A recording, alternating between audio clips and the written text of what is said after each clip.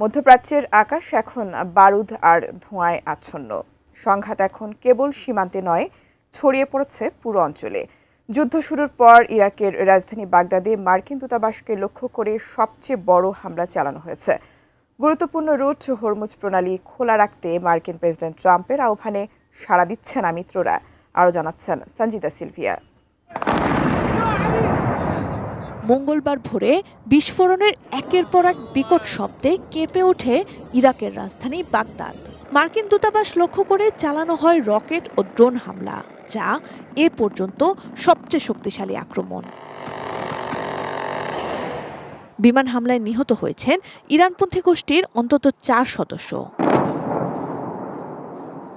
Tehran ও লেবাননের রাজধানী বৈরুতে ব্যাপক পরিসরে হামলা শুরু করেছে ইসরায়েল। ইসরায়েলের সামরিক বাহিনী আইডিএফ নিশ্চিত করেছে তারা তেহরানের ভেতরে ইরানের কৌশলগত লক্ষ্যবস্তু ও বৈরুতে হিজবুল্লাহর ঘাঁটিতে হামলা চালিয়েছে। এদিকে কৌশলগতভাবে অত্যন্ত গুরুত্বপূর্ণ হরমুজ প্রণালীতে বাণিজ্যিক জাহাজ পাহারার মার্কিন আহ্বান প্রত্যাখ্যান করেছে যুক্তরাজ্য সহ অধিকাংশ মিত্র দেশ।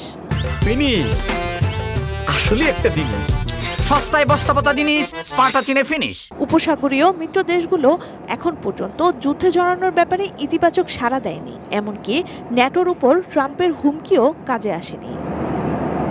অনেক দেশই আশঙ্কা করছে যুদ্ধজাহাজ মোতায়েন করা হলে তারা সরাসরি ইরানের সঙ্গে একটি বৃহত্তর সংঘাতে জড়িয়ে পড়তে পারে। পশ্চিমা অংশীদারদের এমন আচরণে তীব্র ক্ষোভ প্রকাশ করেছেন প্রেসিডেন্ট ট্রাম্প। তিনি বলেন, দশক ধরে যাদের নিরাপত্তা দেয়া হচ্ছে, প্রয়োজনীয় সময়ে তাদের এমন নিস্পৃহ অবস্থা অকৃতজ্ঞতা ছাড়া আর কিছুই নয়। So I was very upset with, not upset, I was not happy.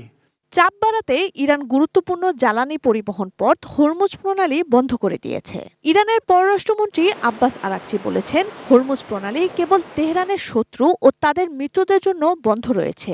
ফলে বিশ্ববাজারে তেলের দাম ব্যারেল প্রতি $100 ছাড়িয়েছে।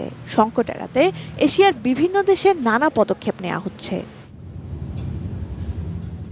ত্রিমুখী এই সংঘাত এখন আর কেবল ভূরাজনৈতিক শ্রেষ্ঠত্বের লড়াই নয়, বরং তা বিশ্ব শান্তির জন্য এক চরম অস্তিত্বের সংকটের রূপ নিয়েছে।